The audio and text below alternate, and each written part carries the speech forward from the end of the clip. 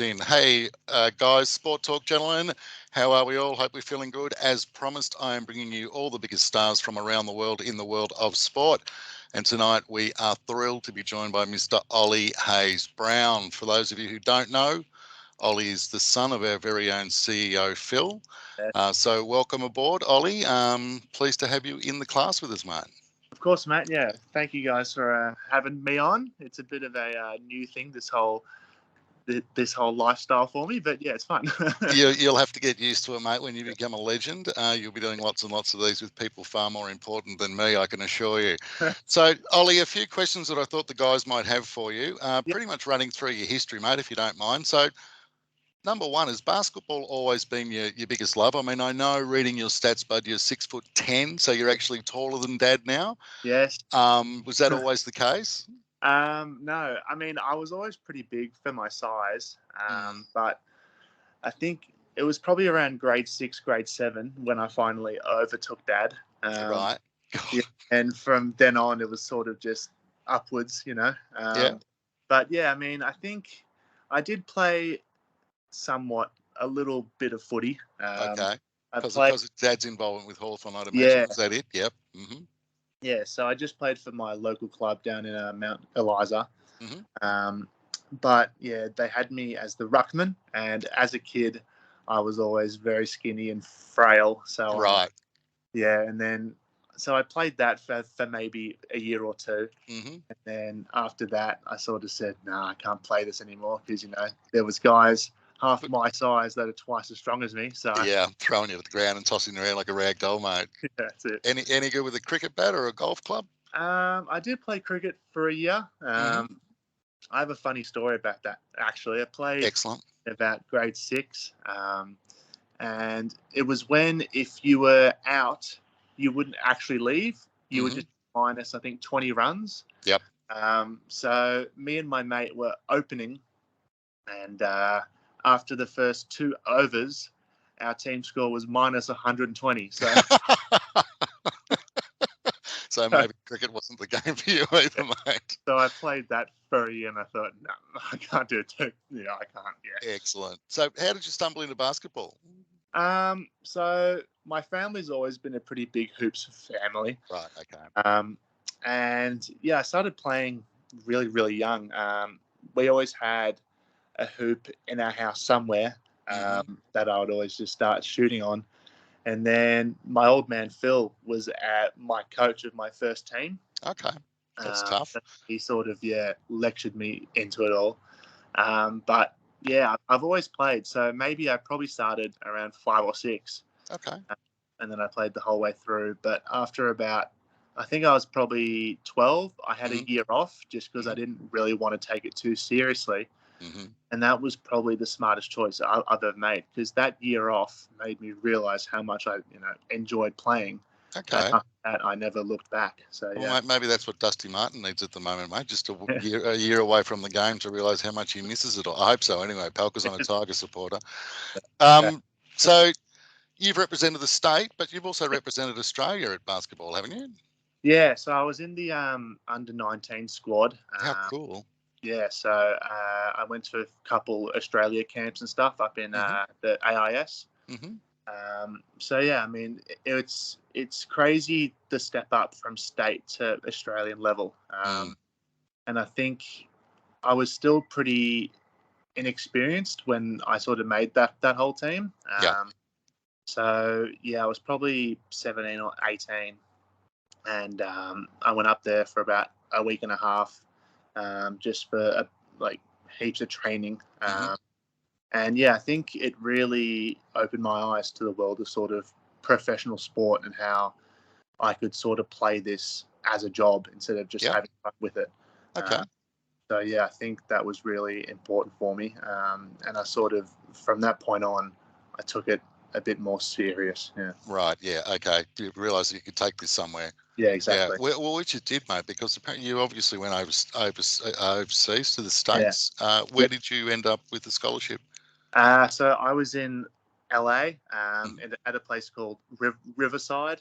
And yeah, I did 2 years there.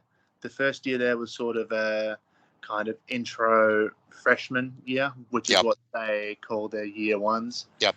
So I didn't play at all there, but I was just training a lot. And I went over there about 91 kilos. And after that first year, I came back 110.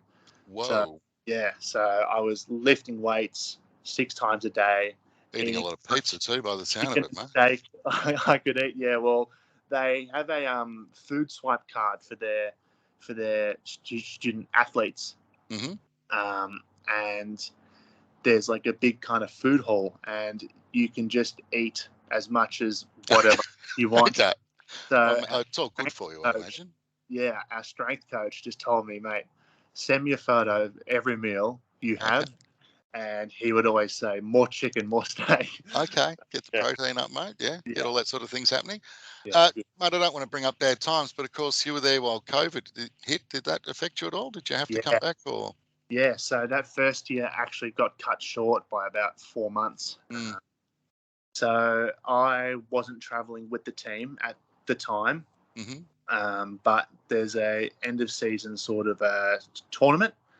And they were all about 8 hours away. And they arrived, and pretty much within the span of about an hour, every league started to be shut down. Yep. And no one really knew how serious it was. Yep. And so everyone's kind of going, oh, okay.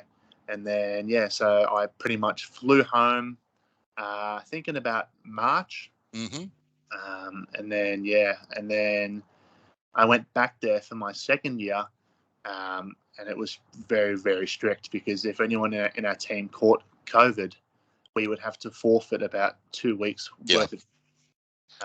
You do tend to play more fairly close together, don't you? Yeah, exactly. So it was pretty much all online school, head to training, head straight back home, and then really you can't see anyone outside of your team or anything like that. It was a pretty full-on year. Yeah, that'd be terrible, mate. Yeah, and then after that, I chose to come back here and play. So yeah. So you got back to Australia. When did you get back? In 2021? I think it was about April. Yeah, and you got picked up by Dandenong, is that right, in the NBL 1 league? Yeah, the Rangers. Rangers? Dandenong Rangers, okay. He was the coach there was my old state coach. Right. So he knew me well. And after those sort of 2 years, I just wanted to just play a lot. So I said, whichever club I come back to, I just want to play. Yep. I played there, and he just trusted me heaps and just let me sort of play. And well, if you don't mind, I've got a bit of footage I wouldn't mind showing the guys of you in action for the Dandenong Rangers. So check this out, lads. He's going to look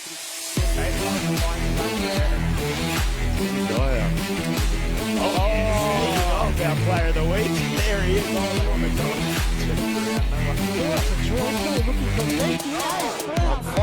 I'm literally biting my nose. Oh, he's Brown! Oh, shot. The 3-point to happen here. McDonald for Hayes Brown. Another one. Oh, just four. Ollie Hayes Brown throws it down. Ollie, I noticed in that short clip you love grabbing that hoop, mate, when you put one through. You're a real hanger-off. Have you busted any of them over your time? Or? Maybe one in our house, but... right, a couple around your own house, no doubt. Yeah, but all of those ones can handle a lot more weight than me, I think. So they'd need to, mate. There's some big boys hanging off those. And you're still at 110 keg, are you? Or? Yeah, I think I'm 117 now. So. Oh, okay. 6'10", 117. Yep. Yeah. Okay. You must get a lot of stares when you're walking down the street, champ. That's for sure. So the good news is you then got picked up by the Perth Wildcats. Yeah. So top of the cream in Australia, obviously. Yeah. As a development player. So I assume that's like a rookie on an AFL list, perhaps, yeah? Yeah. Okay, cool. So what are your expectations from that for 2022, mate? I know you don't get a lot of court time. Yeah. You're there to learn and to absorb and all that sort of stuff. But what are you hoping to achieve this year with that, mate? So, yeah, it is sort of like a training player role. But you are still included as part of the squad. So, yeah, I mean, we have a guy in our team called Jesse Wagstaff, and he's played in the league for about 15 years now, I think. So I've just been learning off him. Right. And yeah, I mean, we have guys that have played in Europe, overseas. So playing with and against them in training shows you the level that you have to really put yourself at. Yeah, great experience, mate. Yeah, it's great. Yeah, and a bloody good team as well. Yeah. I mean, I think the Perth Wildcats have made finals for the past 25 years. They're incredible. So they're obviously, I'm obviously in a pretty solid space. Excellent, mate. So future plans from there. So are you dreaming of going back to the States and playing in the NBA like every kid that plays basketball probably is, or? Yeah, of course. I mean, I think anywhere that I can play and it's, my full-time job, I think's a dream. So Europe, wherever it may be, Australia, even whatever.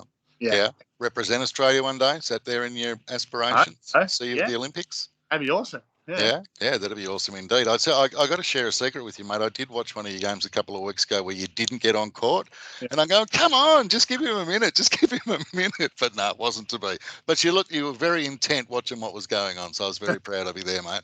Okay, a couple of quick ones to finish up, champ, and I really appreciate your time. Cool. Who is the most famous basketballer you met whilst you were in the States? Oh, probably Dwight Howard. Whoa, okay. He plays on the LA Lakers. And I think he's a little bit smaller than me, but I thought he would be much taller.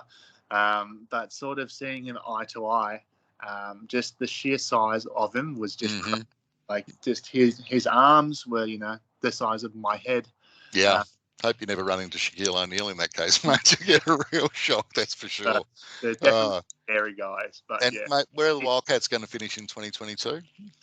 So I think we're about third now.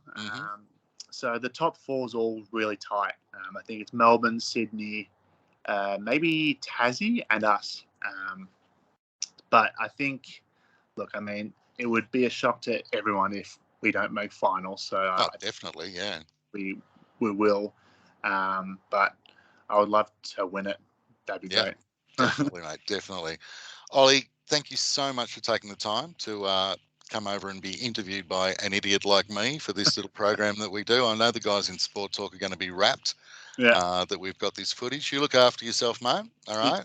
We hope to see you more court time real soon. And I know that your dad's coming over there next week, so make sure you clean your room up, okay? I will. Good on you, mate. I really do appreciate it. Thanks, Ollie. I'll catch you later, mate. Bye.